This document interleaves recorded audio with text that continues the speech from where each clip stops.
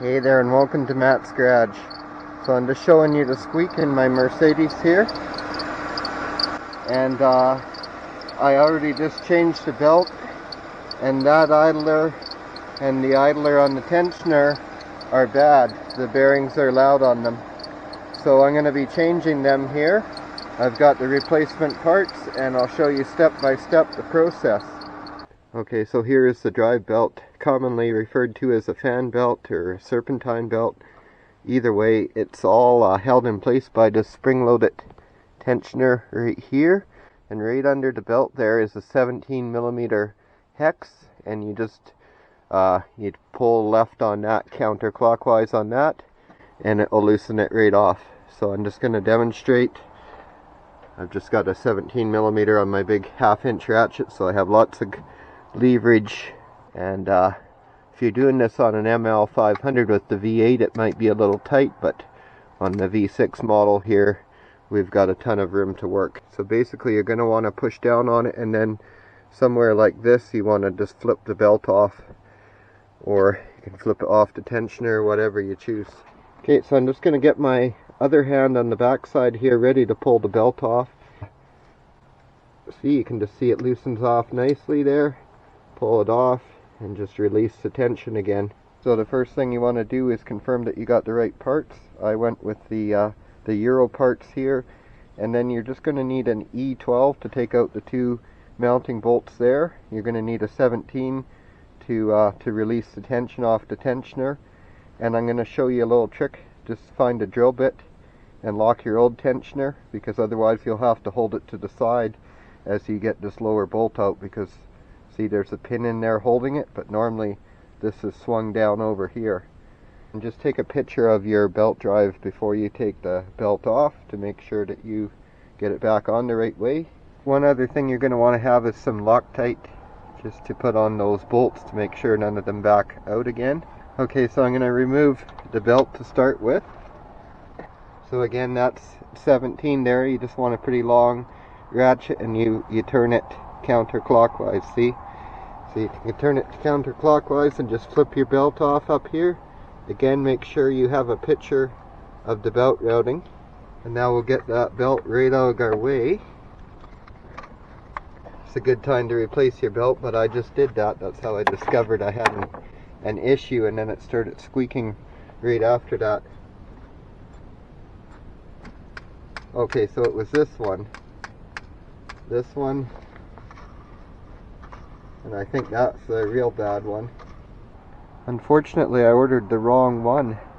I should have ordered that grooved one for up there. So just counterclockwise. And this is an E11 actually. This one is an E12, this one's an E11 for some reason. And just pay attention to which way the pulley is oriented when you take it off. Make sure you get the new one on the same.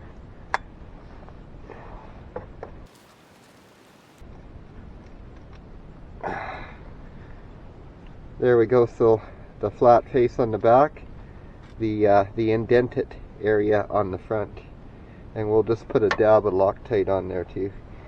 There we go. No need to go crazy with that, just a little bit right on the tip.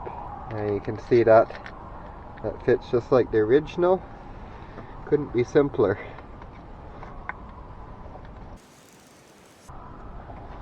I should have just got all three. That one was the one I was going to keep because it was still in good shape, but since I have a new one, I might as well change it. And I'll leave captions for the torque specs. Just don't go crazy, just a good snug pull like that. Okay, now we switch to our E12 socket, but like I say, before we undo this, we're gonna use that drill bit like a pin, like they have in the new one, and we're gonna just lock that over. That'll make the job way easier.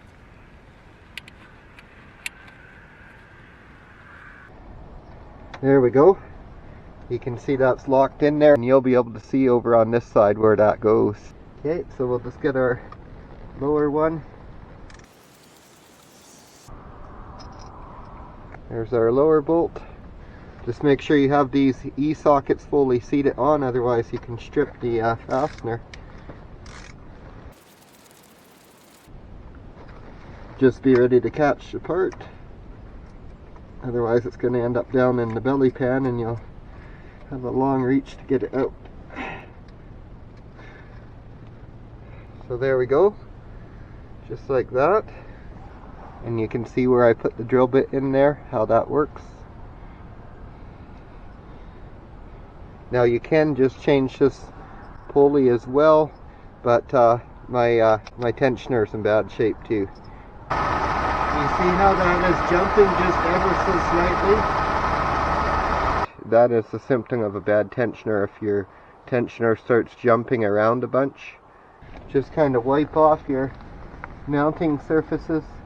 Make sure it's clean there. Okay, so again, just a little bit of Loctite on there. Don't go crazy, just a little right on the tip.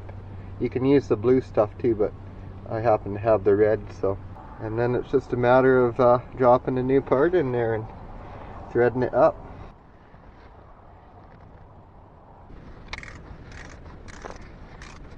Just make sure you get the bolts in and they thread in nice, so make sure they're not cross-threaded or anything. And just tighten them down evenly. So I'm just going to snug up the top one, and then I'll go down and snug up the bottom one. Then I'll torque them both up. And again, I'll leave a torque spec, but just, you know, a good firm pull, but don't overdo it. It's just an aluminum. There we go. We're pretty much done. We just got to put the belt back on now. You can actually put your belt on, and then you can release the tension and remove that pin down there. So that's what I'm going to do. And just make sure you don't have any grease on any of these pulleys.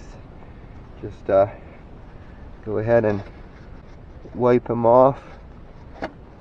Okay guys, I got the belt back on, and wow, that is easy to put on when you don't have to hold anything. So definitely make sure you wait to take this pin out, and then you just have to remove the tension, remove the pin. Just make sure the belt's seated down everywhere as it goes down.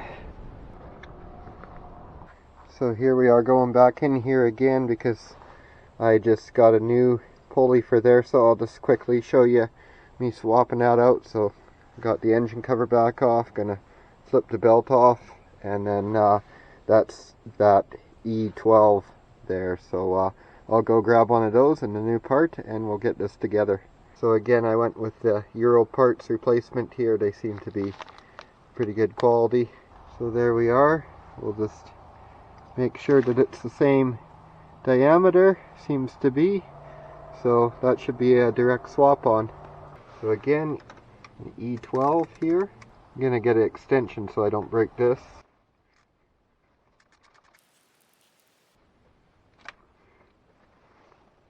Okay, so again, just make sure you have everything oriented right here. And make sure that spacer piece goes back on. So the Euro parts pulley is a little different, but I'm not even sure if it matters which way you put it. It almost looks like it's the same either way, but I'm going to go with this way. So the actual Euro parts writing is on the back there. So again, we're going to just put a little Loctite on that bolt, just like that.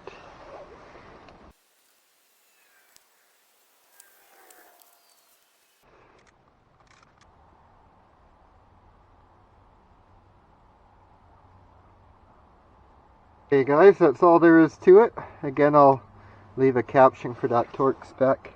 Looks like everything's lined up nice, so now I just have to put the belt back on. Should be easy because I left it all in place. There we go. So just make sure the belt's on everywhere and looks like it's all aligned proper. And now we just put our engine cover back, so just start it in at the back, line up the stripes, and then you just push it down on the front and it all clips into place. So that's all there is to changing out the belt tensioner and idler pulleys on your Mercedes ML350. It's going to be pretty similar for the ML500, there's just going to be a whole lot less room in the front of the engine here. So I do hope you found this video helpful. Thanks a lot for watching Matt's Garage. Don't forget to like and subscribe, and have yourself a great day. And stay tuned for plenty more Mercedes repair videos.